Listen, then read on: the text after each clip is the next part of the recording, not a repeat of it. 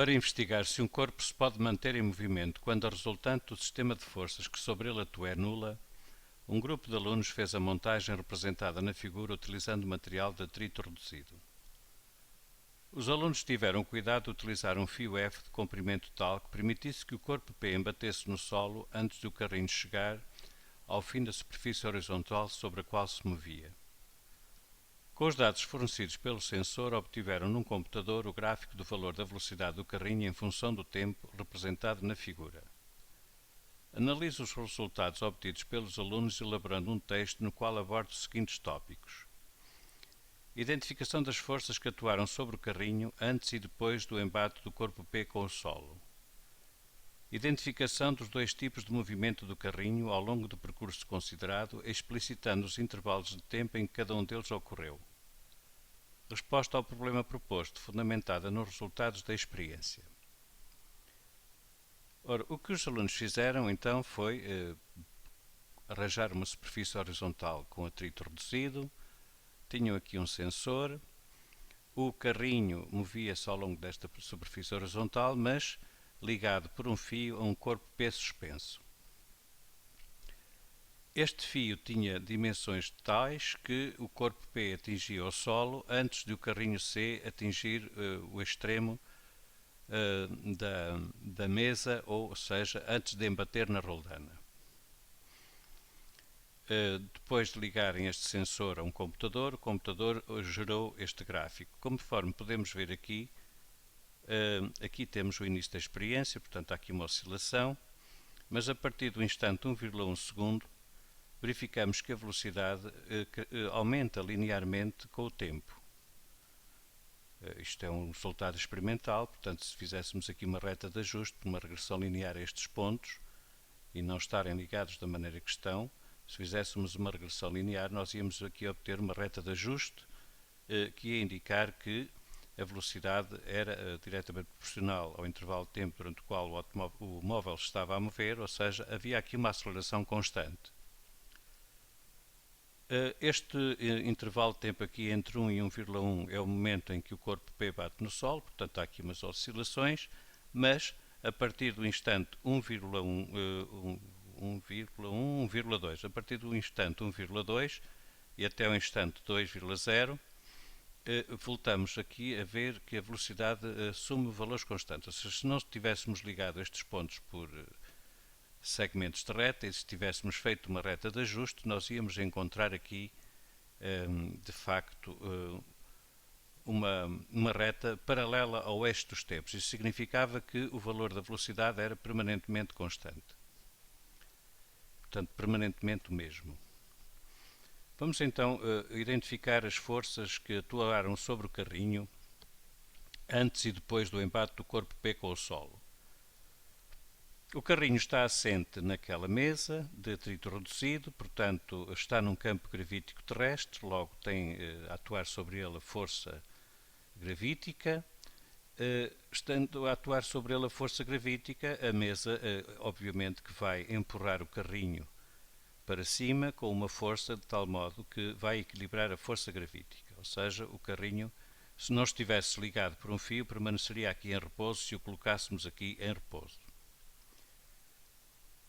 Estas duas forças estão aplicadas no carrinho, pelo que a sua resultante, segundo esta direção, que podemos convencionar que se chama direção Y ou direção vertical, coincidente com o eixo dos Y, aliás, estas duas forças têm resultante nula. Portanto, está garantido que, enquanto elas atuarem, o corpo não tem possibilidade de alterar a sua velocidade segundo a direção vertical. E, portanto, se for aqui colocado com velocidade nula segundo a direção vertical, permanecerá aí até que a resultante das forças deixe de ser nula segundo essa direção. Para além destas duas forças, atua então também sobre o carrinho uma outra força, através do fio. Essa força tem a ver com a força gravítica com que este corpo é puxado para a Terra, mas não é igual à força gravítica, porque a força gravítica que atua neste corpo vai servir para acelerar este corpo e para acelerar o corpo C. Portanto, não se pense que a força que o fio exerce no carrinho é igual ao peso do corpo. Será se o corpo estiver em repouso. Se o corpo P estiver aqui parado, se alguém segurar aqui, se o corpo P ficar impossibilitado de se mover, aí sim. Mas se o corpo P estiver a acelerar em queda, então a força que se exerce sobre este carrinho não é igual ao peso do corpo. De maneira que a força que o fio exerce sobre o carrinho está aqui representada. O que é que vai acontecer? Se largarmos o carrinho, que é o caso, porque não temos aqui uma força a compensar a força que o fio exerce sobre o carrinho, mas que estava a atuar no início da experiência, repare-se. No início da experiência alguém deveria estar a puxar o carrinho em sentido contrário ao da força F, para que ele se mantivesse aqui, para que esta velocidade fosse aqui praticamente zero, entre 0,0 e 0,1. Portanto, após este pequeníssimo intervalo de tempo, o que é que vai acontecer? Esta força que estava a exercer-se no carrinho e que não está cá representada, deixa de atuar e, portanto, segundo a direção paralela à mesa, passa a exercer-se uma força que não tem, que vai fazer o quê? Vai fazer variar a velocidade do carrinho segundo esta direção, segundo a direção paralela à mesa. Esta força vai manter-se constante enquanto o corpo P estiver em queda, mas quando o corpo P bater no solo, esta força que o fio exerce sobre o carrinho deixa de atuar, ou seja, o nosso sistema de forças, quando o corpo P bate no solo, passa a ser este. E o que é que vai acontecer? Bom, se não existir força nenhuma a atuar segundo a direção paralela à mesa, o carrinho estava em movimento, vai continuar em movimento, mas vai fazê-lo sem a possibilidade de alterar a velocidade, portanto, sem alterar mesmo a velocidade, não é só o valor, é a direção e o sentido. Pelo que vai ter um movimento que nós já vamos classificar no próximo tópico. Vamos ver só uma animação para confirmar tudo o que estivemos a dizer. Cá está, uma aceleração constante, a velocidade a variar. Vamos repetir. Portanto, há uma aceleração constante, a velocidade a variar proporcionalmente ao intervalo de tempo e agora, quando a força F do fio deixa de atuar, o corpo continua a mover-se, mas com velocidade constante. Isso é visível na animação. Vamos ver se conseguimos ver a animação novamente. Cá vem. Resultante das forças não nula e agora sim, resultante das forças nula. Então vamos identificação dos dois tipos de movimento do carrinho ao longo do percurso considerado, explicitando os intervalos de tempo em que cada um deles ocorreu. De 0,0 a 0,1 já dissemos o que é o início da experiência, portanto alguém estava a segurar no carrinho para que ele não deslizasse, uma vez que ele já estava preso ao fio. De 0,1 aqui a este ponto corresponde a 1,1, o que é que nós verificamos? Verificamos que a velocidade aumenta de forma regular com o tempo, ou seja, há uma aceleração constante. Se há uma aceleração constante, significa que o movimento então é retilíneo, uniformemente acelerado. Até quando? Até ao instante 1,1. Aqui vamos ter outra vez a situação do corpo em bater no solo, provoca aqui uma ligeira oscilação, mas a partir do instante 1,2 nós verificamos que a velocidade tem praticamente valor constante, até ao instante 2,0. E não é só o valor da velocidade que é constante, uma vez que deixou de atuar aqui qualquer força a partir deste momento, o vetor velocidade do corpo C mantém-se mesmo constante. Portanto, o movimento a partir do instante 1,2 segundos até 2 segundos é um movimento retilíneo e uniforme. A resposta ao problema proposto. Bom, o que nós podemos concluir aqui, então, a atividade laboratorial tem o título: será necessário uma força para que um corpo se mova? A resposta está a partir do instante 1,2. De facto, se não atuar nenhuma força, verifica-se que o carrinho continua em movimento, e falo com movimento uniforme e retilíneo. Portanto, não é necessário uma força para que um corpo se mova. Se ele estiver a mover-se, e se a resultante das forças que atuam sobre ele for nula, então ele permanecerá em movimento eternamente, porque ele só consegue alterar a velocidade se houver uma resultante não nula de forças a atuar sobre ele. Portanto, a resposta ao problema proposto, fundamentada nos resultados da experiência, está dada. Nós podemos dizer, aliás, que enunciar a primeira lei de Newton, que diz que se a resultante das forças que atuam num corpo for nula, a velocidade do corpo é constante. Pode ser zero ou pode ser outro valor qualquer, a norma do vetor velocidade, mas quer a direção, quer o sentido do vetor velocidade mantêm-se constantes, não havendo uma força a atuar sobre o corpo ou a resultante das forças que sobre ele atuam ser nula, que é equivalente. Contudo, voltar aqui atrás porque penso que não fui suficientemente claro.